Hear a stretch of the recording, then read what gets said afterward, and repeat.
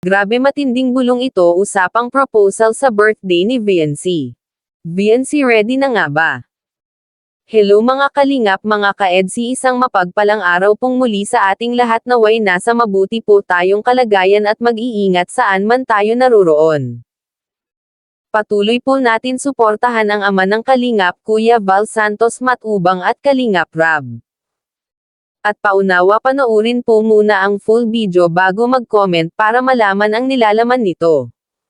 Pa-like at pindutin na din ang notification bell para updated kayo lagi sa ating mga video. So dito nga po mga kalingap mga ka-EDC, matinding bulong ito usapang proposal sa birthday ni VNC at VNC ready na nga ba dito?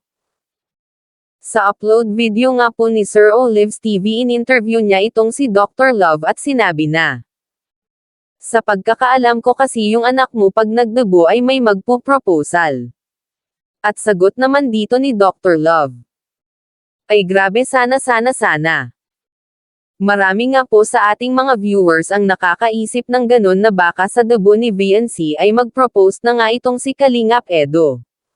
Pero syempre ayaw natin pangunahan ang magiging desisyon dyan ni Kalingap Edo. Dahil gaya nga ng sinabi din ni Kalingap Edo nung tinanong kung sino ang susunod na ikakasal, at ang sagot nga ni Kalingap Edo ay, kapag ready na yung isa, ibig sabihin ready na si Kalingap Edo, pero inaantay na lang po ni Kalingap Edo itong si VNC kung kailan siya magiging ready, kasi alam naman natin na mahal ni VNC si Kalingap Edo, pero gusto din muna makapagtapos ni VNC ng kanyang pag-aaral, dahil gusto niyang matulungan muna ang kanyang magulang at kapatid, at ayaw din itong umasa kay Kalingap Edo kahit na sila ang magkakatuluyang dalawa.